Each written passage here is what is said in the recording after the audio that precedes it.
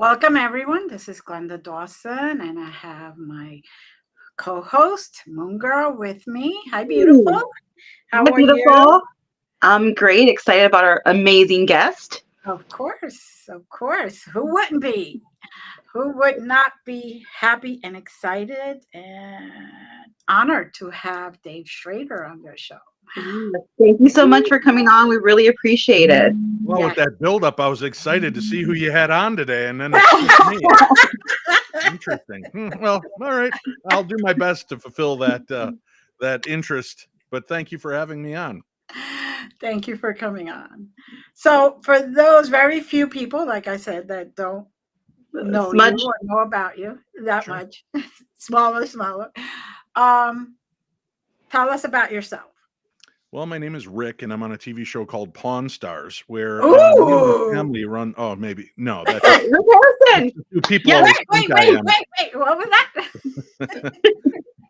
People just always assume I'm Rick from Pawn Stars. No, I'm Dave Schrader, and I am the former host of Darkness Radio. I hosted that program for 16 years. I am the current host of the Paranormal 60 podcast for the last 3 years. We're about 200 and some episodes in, and I've been on TV from everything from Paranormal State to Ghost Adventures Screaming Room, Paranormal Challenge TV series, Haunted Hospitals, The Holzer Files, Ghosts of Devils, Perch, Curse of Lizzie Borden. So I've had a great opportunity to get a chance to travel the world, see some of the most haunted and exciting places on Earth, and be a part of those investigations.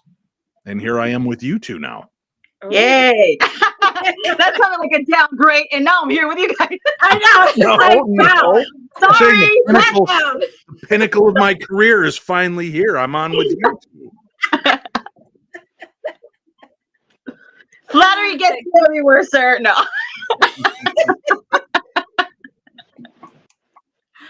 Oh, lordy. Oh. So that's pretty much everything to catch up. I've grown up in haunted houses. I've had experiences with all elements of the paranormal throughout my life. I am the author of a brand new book called Yes. Theater of the Mind, Tales from the So, Darkness. And it Yes. is some of my favorite weird stories that I have collected over the years. Everything from time slip phenomena to monsters, the Bloody Bones Man, black-eyed children, ghosts, aliens, UFOs. 15, 16 stories in this book, and just gives you a great old-fashioned campfire-y tale story with well-written tales and things to make you sit back and think about just how weird our world really is. There's a lot more. So a family book, something for everyone. I think maybe one curse word in the entire book, and it was well used, so I'm very cautious, but it fit for the story. These are all actual stories that have been shared with me and done for the last 18 years. Yeah. Wow. So, That's a lot. And a Yeah. couple of my own stories in the book as well. So a couple that I've been a part of. One was a haunted doll story, Who Wants to Play with Emily? And then my haunted hospital story is in this book as well. Can't wait. Exciting. Y'all go get the book. Yes, Yeah. I am. You can get it on Amazon at Theater of the Mind, Tales from the Darkness, or you can go to my website at paranormal60.com. And if you're in the United States, you can order it right there on my front page. I have signed and unsigned copies of the book available there at paranormal60.com. Perfect. And other books. Yeah. Right. Yep. You have other books too. So Yeah, well, I co-wrote another book called The Other Side, A Teen's Guide to Ghost Hunting and the Paranormal, and we released that a number of years ago. So I've still got a handful of those books on hand. So yeah. So it's definitely a thing that you have been in the paranormal field for a long time. Yeah. And you have seen it evolve. Mhm. You have seen how the investigative part of it has evolved. How do you want that investigative piece to evolve in the future?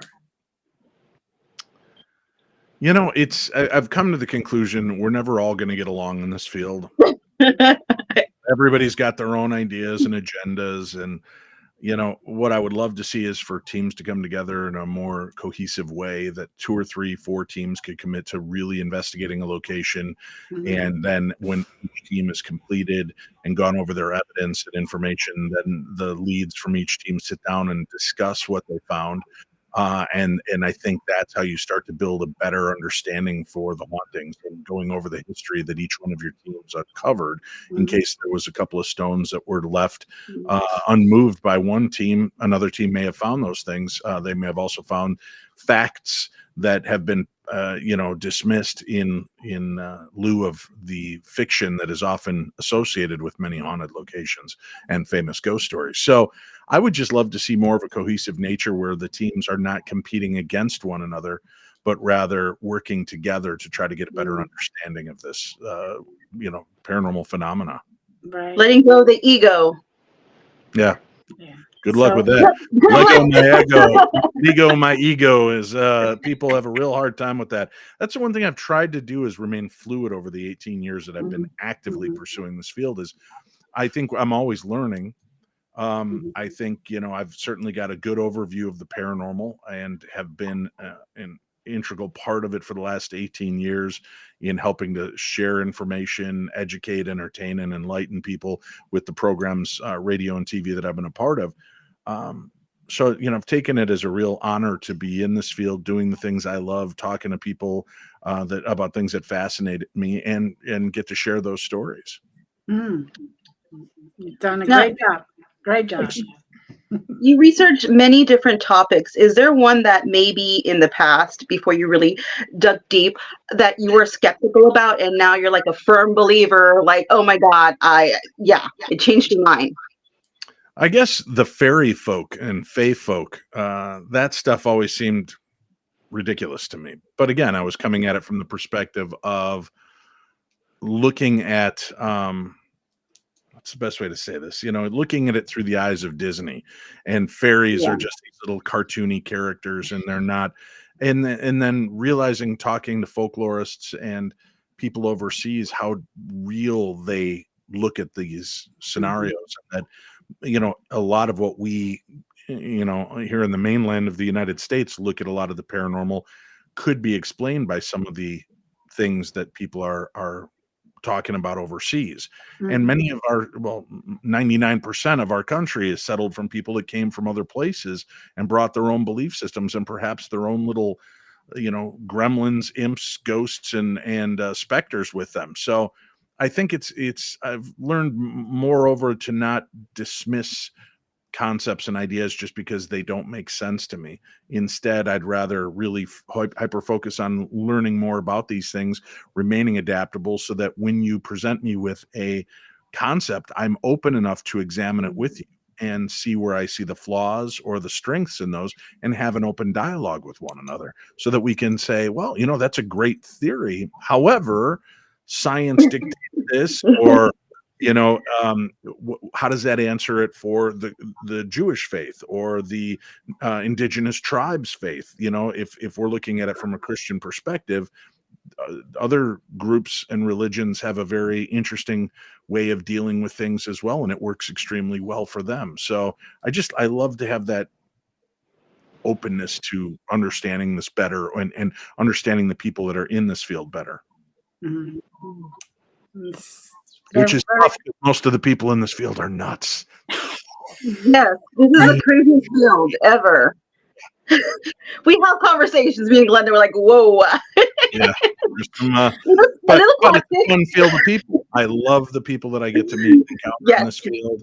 Even the ones that are just complete lunatics are fun, right? They're fun to watch. Oh, Lordy. So, as far as us evolving in this paranormal field, because people think that paranormal field is just ghosts. They don't understand that there's a lot more to that. What do you see the biggest or the greatest obstacle is to that evolution? Well, the greatest obstacle is religion.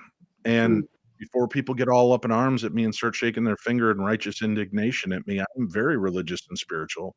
But I also believe that it's the misinterpretation of many things in the Bible and Listen, with everything that they tell you not to do, there's somebody doing it, right? Oh, don't talk to the dead. Jesus is talking to dead. Well, that's okay. He's the son of God. But Right. Jesus says, all these things that I do, you can do if you would just have faith in my Father and Right. follow, right? So to me, it doesn't seem like it's that big a stretch. I think that, people's misinterpretation of the word has messed a lot of people up. And do you know how many religious leaders and priests and pastors and rabbis I've spoken to that firmly believe in ghosts and UFOs and Bigfoot and all of these different things? Mhm. And I talked to them, is it a sin? They're like, no, it's not a sin. But if you're seeking counsel elsewhere and not coming to the church isn't getting those tithings. The church isn't getting tax breaks. So they want people in the door. Right. And I'm not against church. Like I said, I'm not against any of that structured religion. I just find that sometimes it can be more detrimental to a learning experience than it is helpful. So find what works for you. But I think once people can get over the dogma Mhm. of so many of these aspects, then we'll start learning more. Now, do you think? Oh, sorry. I was going to say, and when science relents and stops playing this game where, oh, this doesn't exist and that, and we found no proof.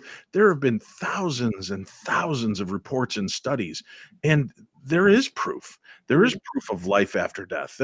I've got, there's just an article that came out in the last day or two where a scientist very clearly states, after years of doing this and all the work that I put in and speaking to near-death experiencers, I firmly believe that there is something beyond this life.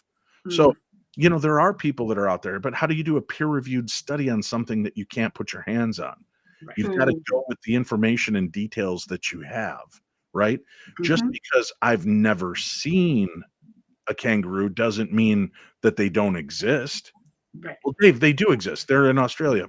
I don't know about that. That just sounds like a conspiracy to me. And obviously, the government of Australia is trying to confuse us and confound us from learning real things by giving us furry, cute animals that are obviously fake. I mean, come on, kangaroos, they look like dinosaurs with hair and a giant pocket, right? So, that's kind of the lunacy you have in these conversations with people, that just because they haven't had the experience, it is impossible to exist.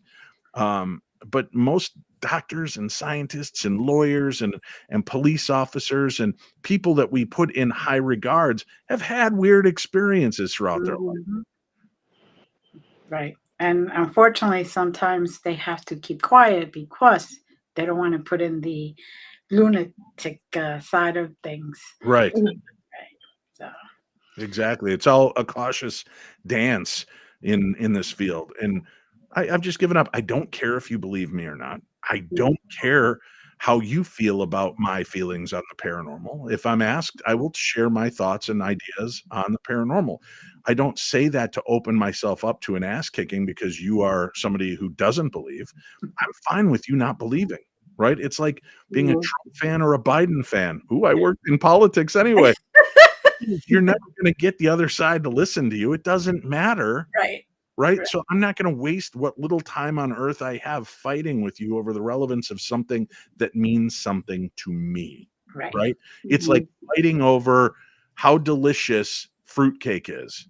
You couldn't prove that to me in any court of law, but people buy it and eat it every year for the holidays. I've tried 2 bites of it twice in my life, and I'm pretty sure somebody's trying to kill me.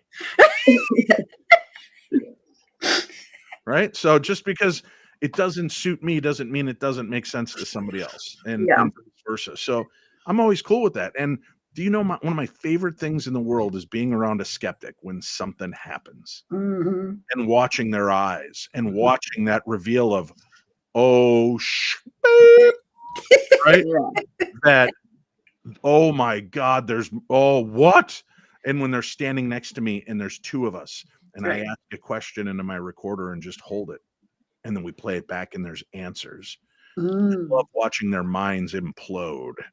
And I think it's also important that we maintain our own level of skepticism, not cynicism, skepticism. Right. We do need to question things because I capture great EVP, but I'm always questioning, where did this come from?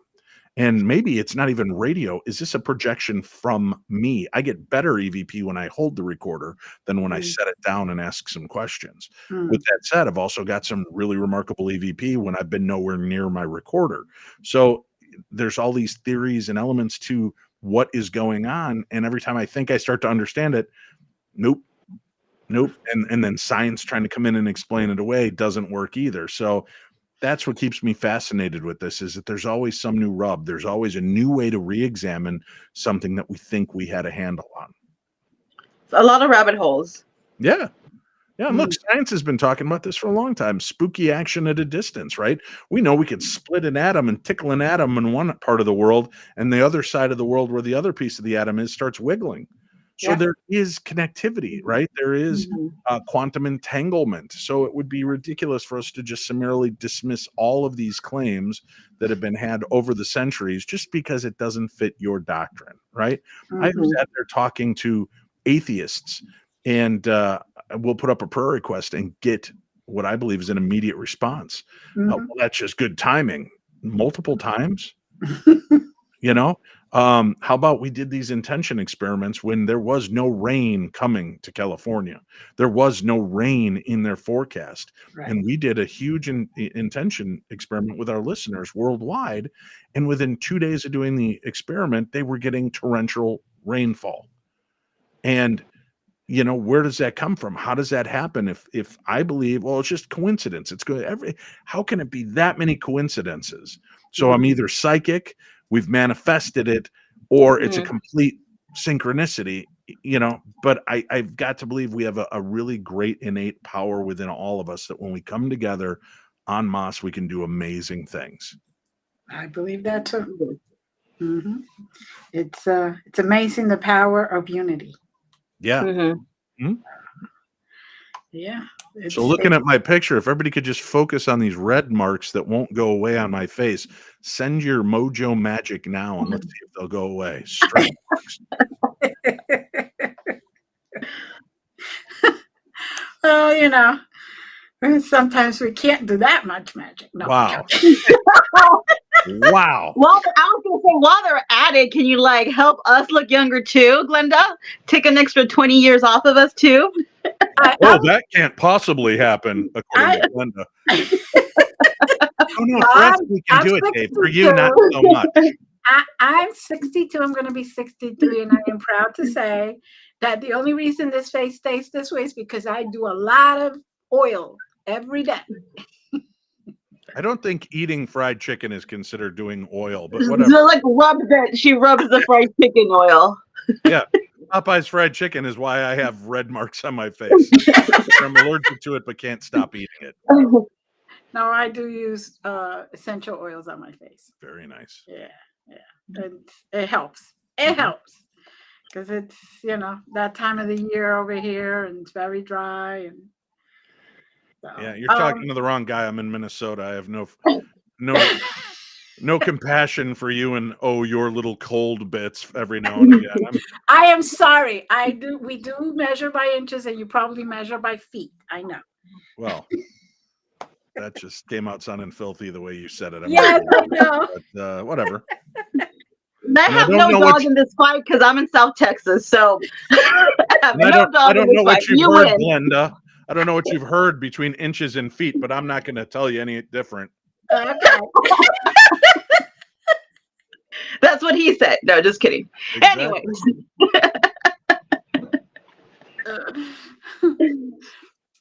My goodness. Well, thanks everybody. It's been a pleasure. Have a good rest of your night. That's a wrap. That's all we needed, right? I feel like I broke the hosts with that comment. Oh Lord. Yeah, she's naughtier than you think, David. Trust me. Wow. Now really. Wow. She can take the joke. I'm very, very, very accepting of jokes. Anything that gets you to laugh, raises your vibration. That's right. It does. Anything that makes you laugh.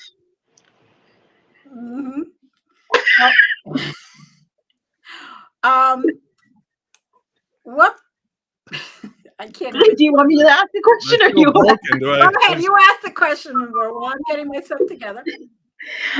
In your research, did you find that there were more encounters or legends featuring one type of entity over another? If so, why do you think that is? And what was it?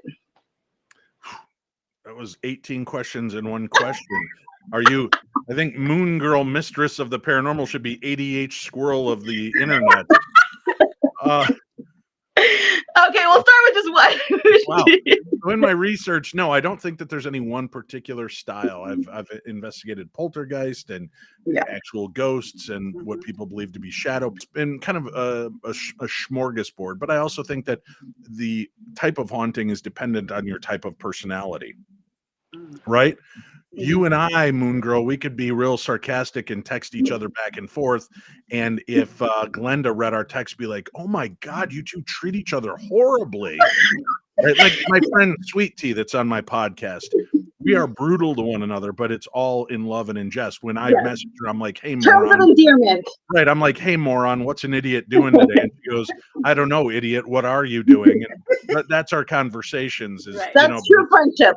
right. So you can see that, but from the outside, it looks horrific. Yeah. And and then I love that when I slip on air and I'll call her a moron because that's the way we talk all the time together. She'll get that look on her face and just leave me out to hang instead of saying anything back. I'm like, "You're such a jerk.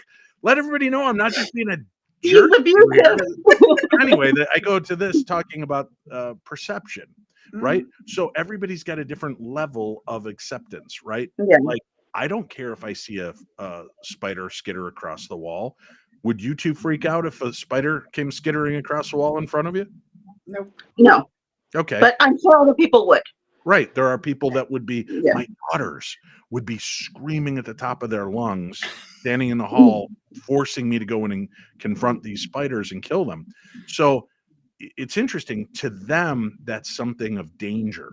So Yeah. something unknown to Glenda, she must think is a demon, or because of her upbringing, it's a demon.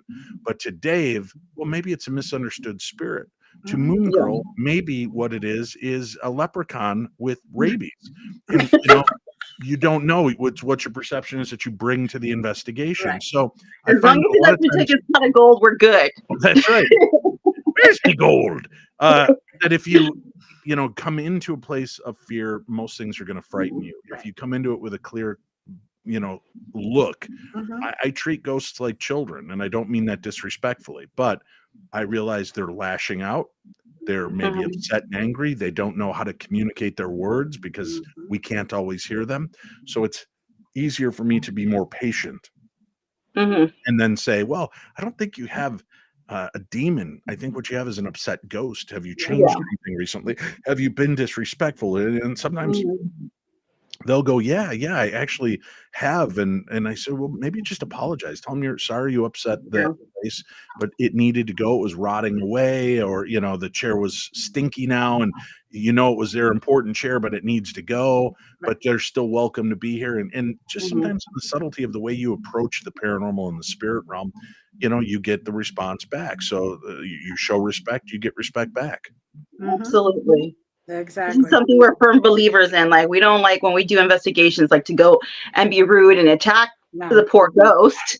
You have to treat him with respect as well. Right. Somebody comes into my house and is disrespectful, I'm going to throw them out. Right. If I can't throw them out, I'm going to beat them up so they leave. Basically. Mental note when Glenda. She's tiny but mighty, Dave. So she's tiny but mighty.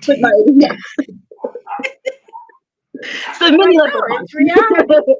A pretty leprechaun. I think I answered part of your question in there, but I can't say that there's any one specific style of spirits. I've been there for all of them, and have had an experience with many different types of paranormal beings. Yeah. In this field, there is a lot of diversity. We already discussed that. But is there anything that you would like to see going forward that the teams or the individuals latch on and say, "Hey, you know what? we heard this and Dave was right, or yes, we should get united more. Well, you can or- stop right there. Okay. Anytime somebody's willing to say, yes, Dave was right, I'm happy. I'm a father with 4 daughters. I've never told you right. I'm always a moron. So I'll take it any way I can get it.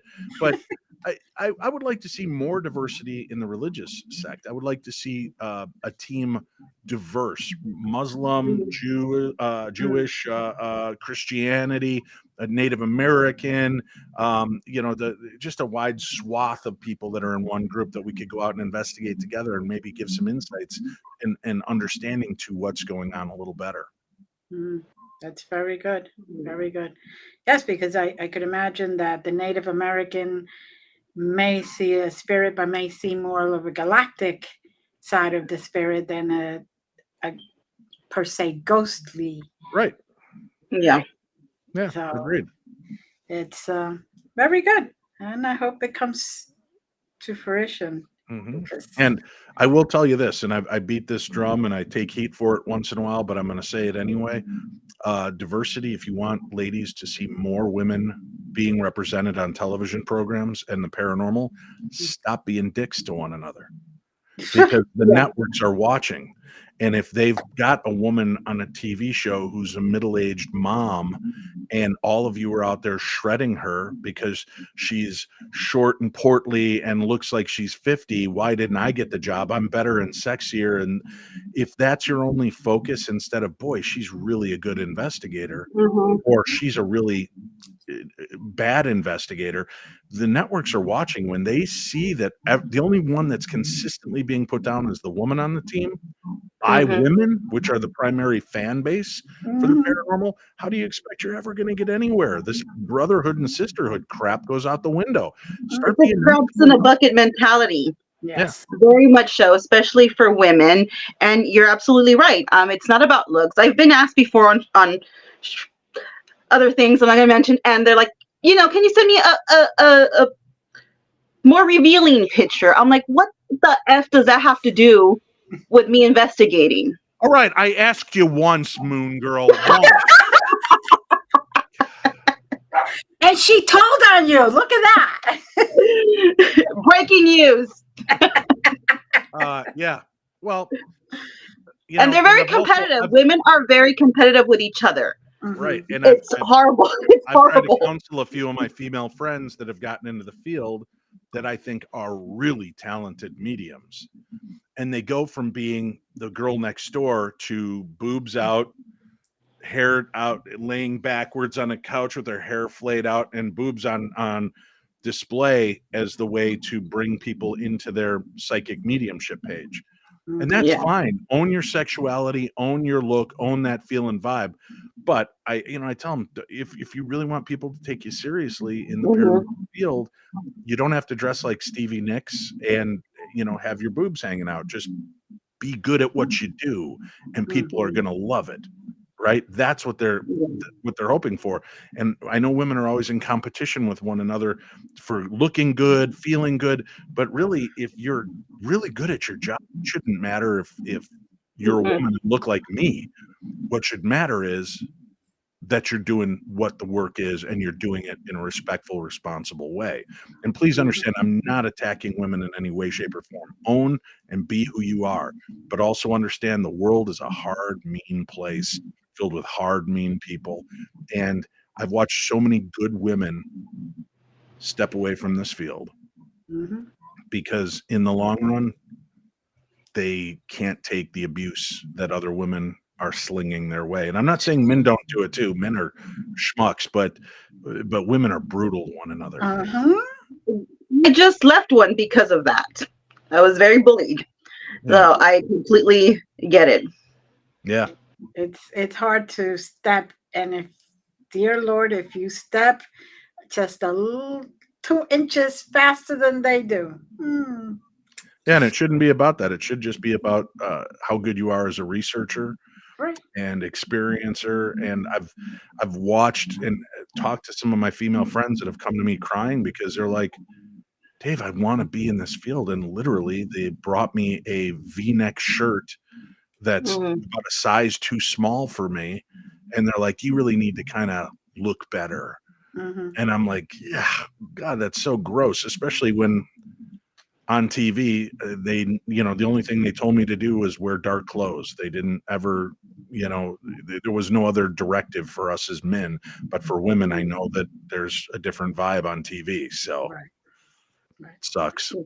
And the worst part about it is, like you said, that it's women attacking women if Yeah. put together. So I'd like to see more diversity in having more people of many colors, many sexualities, and many races, and the sides of the spectrum, male, women, and everything in between and all around, to be a part of these shows, but not because, well, we need to fill our quota. We need this person and that. It should be because you've just got the best people for the job. Mm-hmm. Very true. Yeah. Definitely want to see more diverse. Yeah. I think that, and this is no offense to anybody, but the majority of women who are out there, there's nothing wrong with that. They're normally Caucasian, so we need a little bit more of everything out there, more extra spices, extra flavor, Latina flavor. Agreed. But I've spoken to some of my friends of different colors and persuasions, and what I find is hilarious is I'm like, well, why aren't you representing? Why aren't you trying to get on TV? And they're like, oh, hell no. I'm not going to let people tear me apart and make me feel bad about who I am. And I've been like, wow, so what you're saying is you're smarter than us dumbass white people who will go do TV, whether we're getting beat up or not. And they're like, yeah, you go take all the heat and I'll just go out and investigate on my own and not have to worry about 1 million plus people watching me and talking smack about me. And I'm like, oh, that's pretty brilliant. That's pretty brilliant. I also see, though, that a lot of these different cultures have very sacred beliefs towards a lot of these things and things that they don't want to share with everybody. Right. And that to me is kind of a shame. I wish that they would be more open, but I also understand the delicate nature of how they perceive things. Mm-hmm. I think we would be open to share some of the stuff, but others we do hold very near and dear to our hearts, and we don't want that out there. But I think that we would be open to share surface level things, I guess, but some of things, like you said, they're very sacred to us, so which is why when you watch for diversity on these shows and when the producers are speaking to the main participants and that's what they say, and they go, okay, but are we going to be able to show it on TV? No, I can't do that. I can be very cursory. Well, what do you mean by cursory? Well, like I'll burn a smudge stick. Well, Dave could burn a smudge stick. We were hoping that with your indigenous background, you'd have something more to show, and when they aren't willing to come forward, that does crimp their eligibility, I guess, to be on a program, because if I'm bringing you in for the diversity and then you refuse to share that diversity with a large public audience, you got to kind of understand that that's the way the TV rolls as well. So I know that it's not a perfect field, especially when it comes to TV shows, but I also understand that a lot of people do not want to be represented in a certain way or are fearful of angering other people in their belief systems, so they don't want to be represented on TV that way. But there is some people who have tried to include us. So really quick shout out to Refinery 29, because they were very kind. A year ago, or was it a year and a half, something like that. They did a big article about Latinas and Afro Latinos, females being part of the field, and I was very honored that they wrote the article about me and some other lovely girl. And I mean, they tried. There's some people who do try to help out and show the light to us here and there. So shout out to them, because they did do that. So love Refinery 29.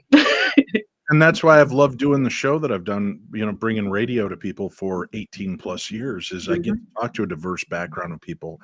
And we've had people from many different walks of life come on to share their concepts as much as they will that they're comfortable with. So it gives us glimpses into those, kind of beliefs and understandings. And I think that's invaluable as people. If we honestly realized how close the three of us really are in what we do, we just call it something different.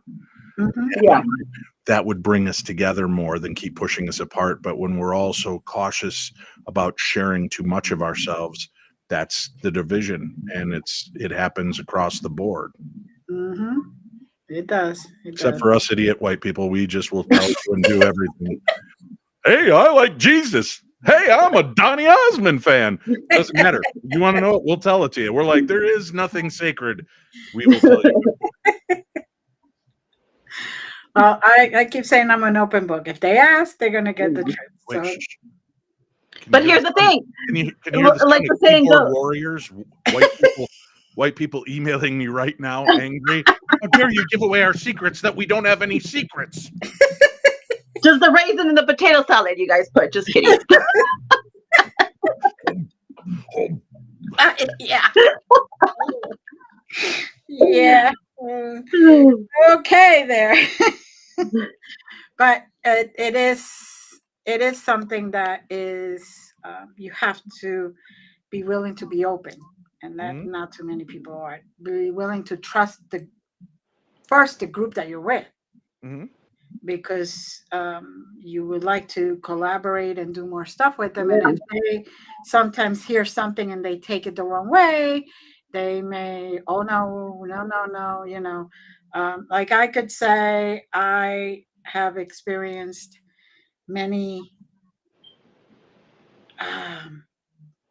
demon-like spirits. Oh, okay. And people say, oh, she's working with demons. No, that doesn't mean that. That just means that I was willing to hear their story. And not everything that you think it's a demon is a demon. Yeah. Not everybody's possessed. You don't get possessed just by going into a place and get possessed. Nope. It takes a lot of fueling by negative thoughts and negative feelings and negative environment to get that to that state. Or $29.99 sent to Dave at paranormal60.com. I will make sure that you're full on possessed by the end of the hour. So full on possession, yes. That's right. Now, what do you feel? I mean, I don't even know if I should ask, but like, let's be honest, in the paranormal field and metaphysical field, like mediums and whatnot, psychics, there is a lot of fakery going on. And what do you feel about that? Like, I don't even know exactly how I'm going to ask, but listen, it's so hard for me to delineate what is fakery, because what is fakery to you and your beliefs may be very real to Glenda and her beliefs. So I don't believe that a lot of people are evidence. Let's say like evidence. Yeah. Well, obviously, if you're faking evidence, but sometimes I've watched dowsers. People using dowsing rods, and they will swear, I am not moving, and I watch their hands go back and forth, but I honestly 100% believe they don't realize they're doing that. Right. I think they're using the dowsing rods as a crutch. They're getting answers maybe psychically, and they're putting it off on the dowsing rods, because then it's a tool. If it's wrong, well, it's a dowsing rod's fault, not mine. So you know what I'm saying is, to me that looks like chicanery and skullduggery. Oh, pirate words. And they're not that impressive to me. But I've been witness to people using dowsing rods that walked right to a place where a body was found, or found something missing using dowsing rods. And even though I'm watching their hands and they're tweaking it, they seem to tweak it right at the right place. So I'm very cautious with calling people out for fake and fraud, because again, some people just don't know that they're doing it. I don't think they realize that they're presenting something incorrectly, if that makes any sense. And by the way, ladies, I don't know if you're hearing it, but I'm getting like a weird rumbly noise underneath us while we're talking. So I'm not sure if it's the ghost or what. Yeah. The ghost of our own voices. I guess. No, in my head, it's a ghost. Okay. Yeah. Okay. All right. No problem. A reality. I'm not here to make you believe anything. A reality. Let's just leave it at that. That's right. Oh Lord. So do you have some events coming up? Sure. And tell us about them. Well, I'm all over the board. I love doing live events and getting out to see places. I'm down to, I think there's only 5 states I've not been to in the United States, and Alaska is one of them. Uh, so I'm hoping to go see Nebraska and Oklahoma this year. That'll be 2 of them off my list. But if you go to darknessevents.com, darknessevents.com, you can see all the places I'm going to be this year, and I'll be all over the United States and looking to investigate, hang out. I'll be signing copies of my brand new book, Theater of the Mind, Tales from the Darkness, True Encounters with the Supernatural. I'll be selling those at the events. So you can just go check it out at darknessevents.com or my main page, paranormal60.com. And there's little tabs at the top that'll let you find out about my radio show, that'll let you know about our upcoming events, our swag shop, how to order a book, how to get tarot readings for my wife through Love and Lotus Tarot. So there's all the links are right there at paranormal60.com. But I encourage you, stop just watching it on TV. Come on out and be a part of the history of these locations. And come with me. We're also going to England this September. Neil Story, the historian, the haunted historian over there, and I will be leading up a tour in England. And part of that tour is like a 3 or 4 day stop at the UK's premier paranormal conference, the Festival of the Unexplained. So when you get this, if you come on the tour with us, you get to also be a part of that conference and go see the conference. If you're watching in Europe and you just want to go to the conference, look up Festival of the Unexplained. It is one of the best paranormal conferences in the world, but certainly the top one in the UK. Awesome. Make sure to check that out, guys. I'm excited. I wanted to do some of those with you. Can you share with us one of your personal experiences with anything supernatural? Sure. Let me think of a story I can share with you that I haven't told a billion times. It's been I've had experiences with my grandparents after they passed away. My grandfather and I were very close, and he had a special nickname. I never say the nickname because I'm hoping some medium will connect me and say the name. So today we'll just say the nickname is Shoelace, right? Okay. Just for this. So I'd had these experiences with my grandparents. Well, one day I'm driving and my son Nathan is in the back seat. And Nathan was born about 10 years after my grandfather passed away. Okay. So he never got the chance to meet him. And he was so young, we never spoke about my grandfather in front of him. And Nathan was in the back seat in his car seat looking up at something sitting next to him. And he's blabbering away in baby talk.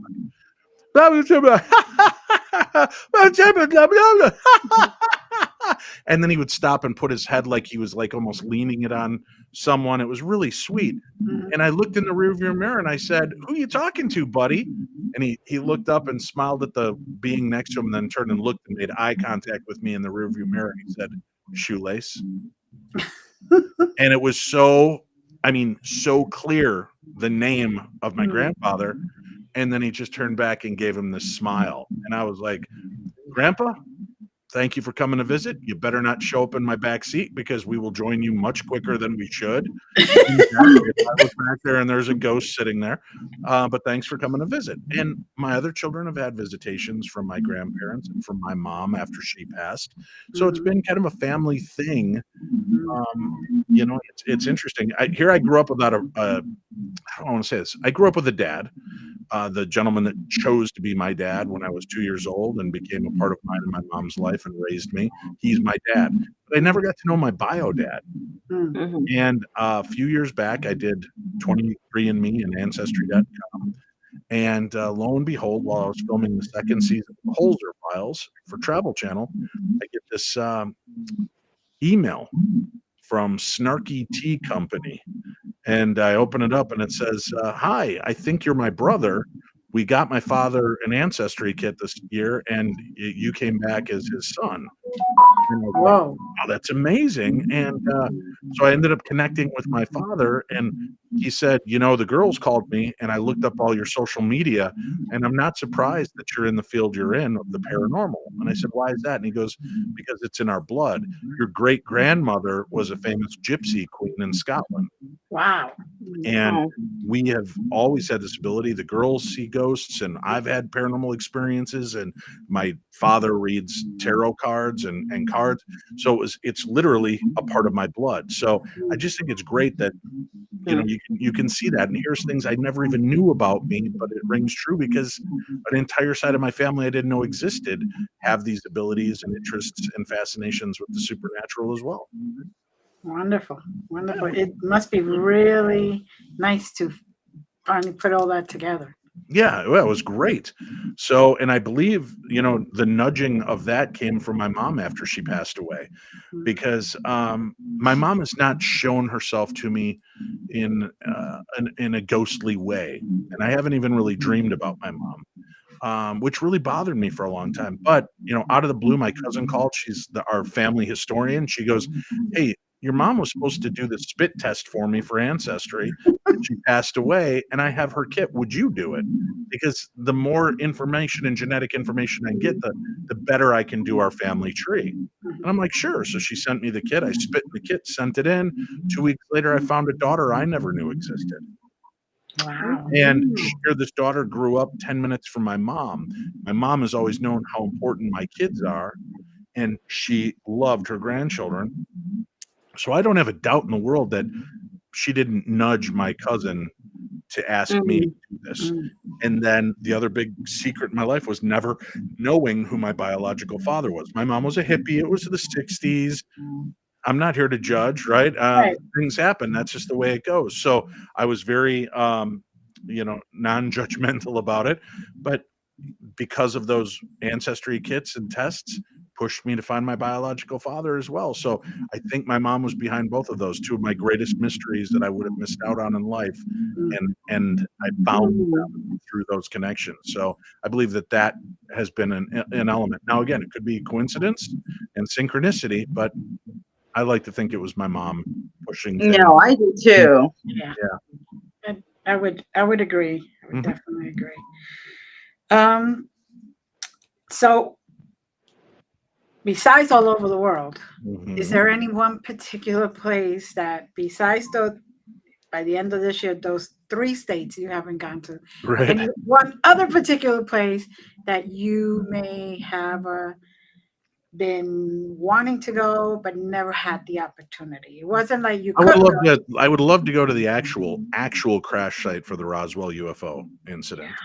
I would love to go to, I've been to Rendlesham Forest, but I would love to go to the actual site, not the little fan site that they set up. I've got a lot of those different places on my bucket list that I would like to go just to say I've been there and was able to stand in those, on those floors, in those walls, or on those locations. And I would, as much as I joke around about not being an outdoorsman, I would like to go on one official Bigfoot investigation in a well-known, well-documented area to see if I can have an experience. What are your thoughts on cryptics? Oh, I firmly believe there's some other stuff out there that we don't know about, whether it's interdimensional or maybe ghosts that we're just seeing fleeting moments in time from, or real life beings. I believe that the world is too big and there's too many spaces. We're in the United States here. We kind of think that's it. No way there's a whole other world. But then you get an overview and you get in a plane and you fly from Minnesota to New York and realize, man, there's a lot of woods and a lot of places things could just live. And animals are cunning and intelligent and adaptable. And, there are mountain lions you can walk past that you might not even see.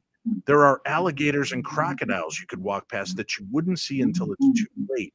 So why is it so hard to believe that a bipedal 8-foot to 10-foot tall creature couldn't exist in the woods but know how to blend in with its backgrounds? Yeah, and they would definitely know how to take care of themselves and get all their needs taken care of. Not like us. We can't go to the supermarket. Oh. So they know how to just develop their Right. needs Yeah, and their and their abilities to stay food. hidden and cautious. Yeah. Right. Now, you also talk about folklore. Is there like a story that maybe really opened your eyes to the possibility that it could actually have been true? Well, listen, folklore is what, I mean, it's stories that are told. Yeah. And I think a lot of folklore are parables that are Mhm. stories to tell us, about the sea beast, the lake creatures and monsters.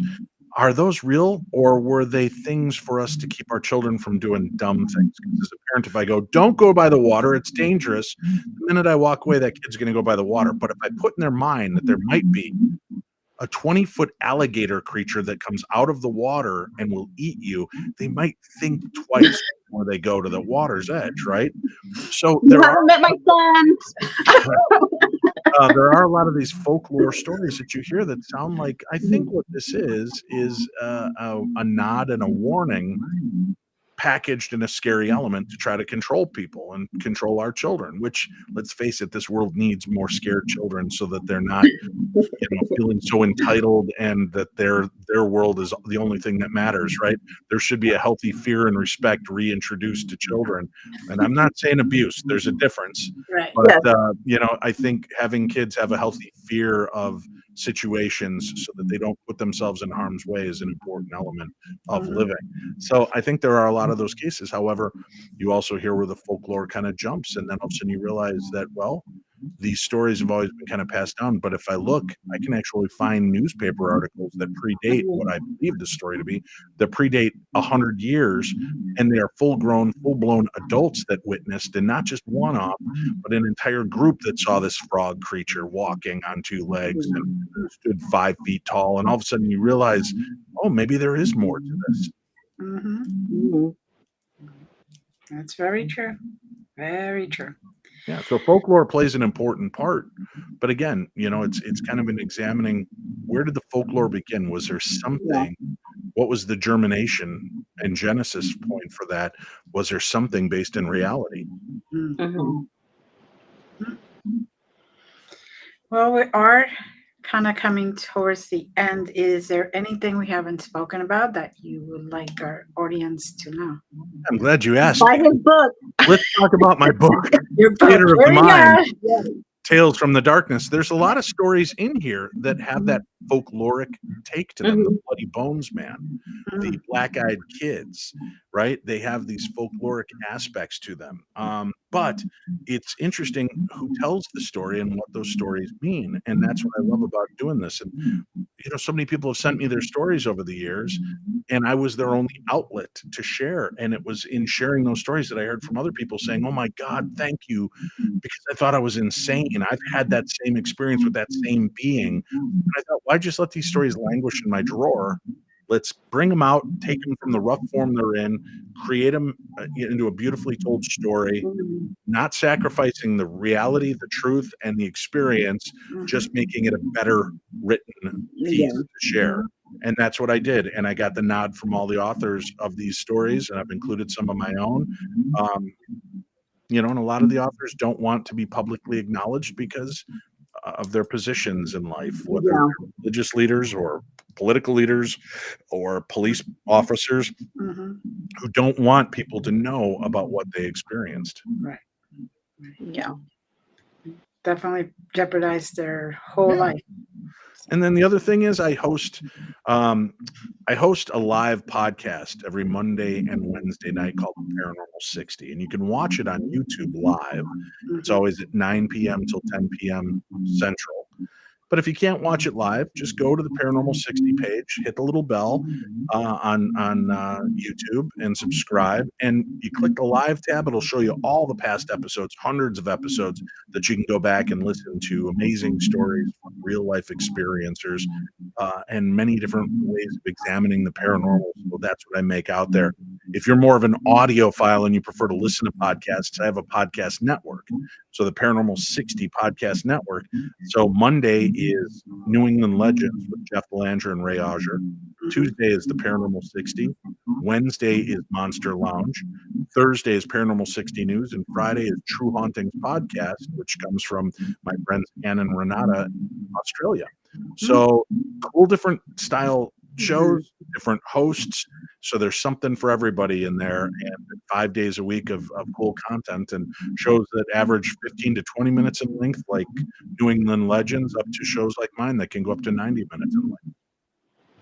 Very good. Yeah. Very good. I hope people will check it out and join my journey and take me along on their journey as they strike out into the world looking for the weird and obnoxious and silly and scary all at the same time. Because when you think silly and scary, I want Dave Schrader to be the first thing you think of. Perfect. Well, thank you for being here. It's a pleasure. My pleasure. Thank you for having me, and Thank hopefully you we can so visit much. again soon. Yes, definitely. Yes, We please. definitely You're have to have- welcome anytime. Thanks. I'll see you They next plug all Tuesday. your crap, all everything. Plug everything. And you can always stop by the Paranormal 60 swag Yes. shop and get your Ooh, big dumb cup, there you go. or all of our cool t-shirts and other items that we have at paranormal60swagshop.com. And that's it for me, whoring myself and everything that I'm a part of. Sometimes that's the way you got to do it, man. So That's right. I am okay with it. Thank you.